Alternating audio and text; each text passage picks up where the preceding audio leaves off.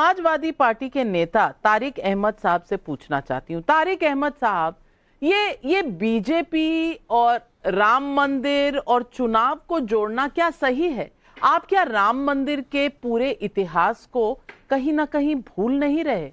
BJP की जब कोई अस्तित्व नहीं था, जब 2 सीटें थी पार्लियामेंट में, तब भी 1990 में बीजेपी ने निकाली थी रथ यात्रा रामचंद्र की वापस अयोध्या में जन्म स्थान पर रामलला को विराजमान करने के लिए। 1990 में इस पूरे रथ यात्रा के संयोजक के तौर पर नरेंद्र मोदी ने काम किया था। LK आडवाणी उसकी अध्यक्षता कर रहे थे, पूरे देश में जा रहे थे। अब 1990 में क्या आप समझते हैं कि उन्हें पता था कि 2024 में नरेंद्र मोदी जी तीसरी बार प्रधानमंत्री के दावेदार होंगे और उस वक्त ये राम मंदिर उनके काम आएगा, तभी आप इसको चुनावी मुद्दा बता रहे हैं? ये सवाल है, क्या 34 साल पहले उन्हें ये इल्म था कि ऐसा होगा?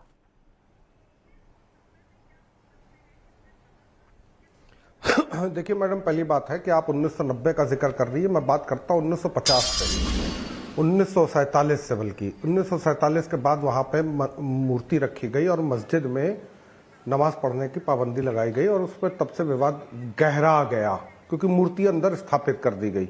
ये तब सरकार थी, यहाँ पे पंडित गोविंद वल्लभ पंत कांग्रेस के मुख्यमंत्री थे और पंडित जवाहरलाल नेहरू देश के प्रधानमंत्री थे। उसके बाद ये मामला चलता रहा, इसका ताला खुलवाया पंडित राजीव गांधी ने, बिल्कुल साफ लफ्जों में बता रहा हूं, और भूमि पूजन कराया पंडित राजीव गांधी ने। और उन्होंने बोफोर्स कांड से बचने के लिए इसको मुद्दे को आगे बढ़ाया था, जिसपे वो चीज चली नहीं और उनकी सरकार चली गई। सरकार गई तो हम लोगों की पार्टी आई जिसका नाम था जनता दल। जनता दल का समर्थन कर रहे थे बीजेपी। उसके बाद बीजेपी ने उसी में रथ यात्रा निकाली। रथ यात्रा का दुष्परिणाम बहुत हुआ, हजारों लोगों की हत्याएं भी हुई क्योंकि इन्होंने जहां जहां ये गए वहां वहां दंगा करवाया। उसके बाद इनकी सरकार आई, यूपी में सरकार आके इन्होंने जो किया वो सबके सामने है। राम मंदिर का मुद्दा जो आप कह रही हैं, ये सुप्रीम कोर्ट का फैसला है। किसने एक्सेप्ट नहीं किया? सबने एक्सेप्ट किया, सबने एक्सेप्ट किया है। हर एक मुसलमान ने एक्सेप्ट किया है और खुशी खुशी एक्सेप्ट किया था कि ठीक है भाई, हो गया, डन।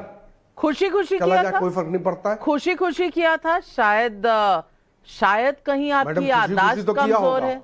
जब सुप्रीम आपको एक चीज मालूम नहीं है मैडम, एक चीज बता दें, आपको एक चीज बता दें, सुन लीजिए। सुप्रीम कोर्ट ने अगर हम कुछ नहीं थे तो सुप्रीम कोर्ट ने हमको 5 एकड़ जमीन उस मंदिर के जगह को छोड़ने के एवज में क्यों दी? हमको दी है जमीन। अभी आप या हमने नहीं कहा, कर ले तो पर कुछ ऐसे नेता हैं जिन्होंने कहा था कि हमें खैरात में ये 5 एकड़ जमीन नहीं चाहिए, हम नहीं मानते इस फैसले को। सुप्रीम कोर्ट ने बहुत बड़ी गलती की है। और अगर आप 1947 की बात करेंगे तो मैं 15वीं शताब्दी की बात करूंगी, जब राम मंदिर को विध्वंस किया गया था। क्यों अवनीजेश अवस्थी? ठीक है, 15वीं शताब्दी की बात करिए मैम, आप हमसे 15वीं शताब्दी की बात करिए। लारी साहब, 15वीं शताब्दी से गाड़ी निकल गई आपकी। तो हम 1865 की बंदोबस्ती की बात करेंगे। 1865 की पहली बंदोबस्ती में साफ लिखा हुआ था कि वो मस्जिद है। भैया, मैं मोहम्मद बिन कासिम से बात करूंगा। देखिए, उसको आप इग्नोर नहीं कर सकते। उसी के बेस पे हम लोग को जो है मस्जिद के लिए नाविका जी 5 एकड़ इसको एक्सेप्ट किया गया। नाविका जी, लारी जी, आपका समय हो गया, आपका समय समाप्त हुआ। अब आपने जो अपना पॉइंट रखा उस पर अवनीजेश अवस्थी जी कुछ कह रहे हैं, आप उनकी बात सुन। नाविका जी, आपने बिल्कुल सही कहा। 1528 से अगर लारी साहब चाहें तो मैं उससे पहले मैं मोहम्मद बिन कासिम से शुरू कर सकता हूं। मोहम्मद बिन कासिम से लेकर चंगेज खां, तैमूर लंग, अहमद शाह अब्दाली, नादिर शाह, बाबर, इन सबके कारनामे जो हैं, बख्तियार खिलजी तक के, मैं सबके सुना सकता हूं। भैया, मैं बीच में नहीं बोलता ना,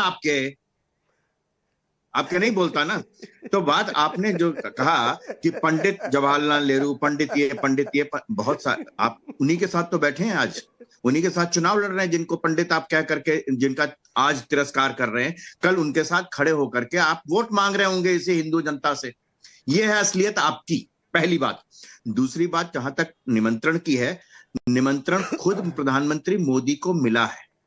और कौन देने गया है? धर्माचार्य देने गए हैं। शंकराचार्य महामंडलेश्वर शंकराचार्य जगत गुरु जितने भी हैं वे सब होस्ट हैं वहां पर।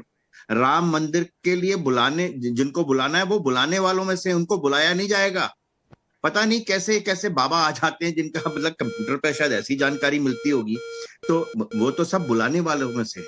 वे सब उसके राम मंदिर के उस प्रारंभ होने के प्राण प्रतिष्ठा के समय के वे एक तरीके से सामने बैठने वाले हैं, पुरोहित हैं, वो जजमान को बुलाने जाते हैं। तीसरी बात, जो लोग कहते थे कि भाई अब ये तो सुप्रीम कोर्ट का फैसला है, तो सुप्रीम कोर्ट के फैसले के समय वो तमाम लोग ये क्यों कहते थे कि बीजेपी से भाजपा से क्यों तारीख पूछते थे कि मंदिर वहीं बनाएंगे, तारीख नहीं बताएंगे? भाई सुप्रीम कोर्ट से पूछते।